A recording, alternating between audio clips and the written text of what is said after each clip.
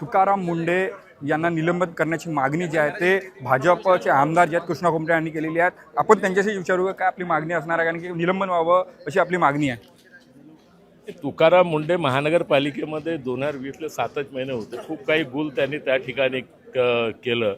त्यांनी 5000 हॉस्पिटलच्या बेडचं सत्यानाश करून टाकलं कोविडच्या काळामध्ये। 17 कर्मचाऱ्याला सस्पेंड करून त्यांचं जीवन बर्बाद त्यांनी केलं। स्मार्ट सिटीमध्ये अधिकार नसताना 20 कोटी रुपयाचे चेक त्यांनी इश्यू केला आणि स्वतः चेकवर त्यांनी सही केली। आणि त्यावेळेसचे संदीप जाधव असतील, संदीप जोशी असतील, त्यांनी स्वतः पुरावेसहित तक्रार केली आहे। त्या 2 महिला अधिकाऱ्यांनी सुद्धा त्यांच्याविरुद्ध तक्रार केली, कारण त्यांनी त्या फाईलवर सह्या नव्हत्या केल्या। आणि या दोन्ही महिला आणि यांची FIR सुद्धा सदर पोलीस स्टेशनमध्ये दाखल झालेली आहे। आणि तुमचे माहिती आयोगाच्या खंडपीठाने बी ऑर्डर केलं का याच्यावर कारवाई तुम्ही करा। आणि म्हणूनच हा विषय आम्ही विधानसभेमध्ये उचललेला आहे आणि तुकाराम मुंढेचा पूर्ण पर्दाफाश आम्ही करणार आहोत। आणि त्याला पर्दाफाश करणार आहोत। आता लक्षवेधी आम्ही सबमिट केली आहे, बहुतेक 1-2 दिवसात लागेल।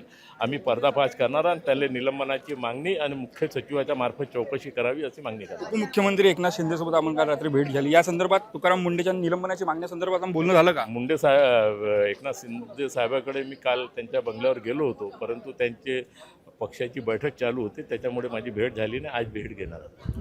हे होते आपल्यासोबत कृष्णा खोपडे। कॅमेरा दीपसह तेजस मोतुरे, जय महाराष्ट्र न्यूज, नागपूर।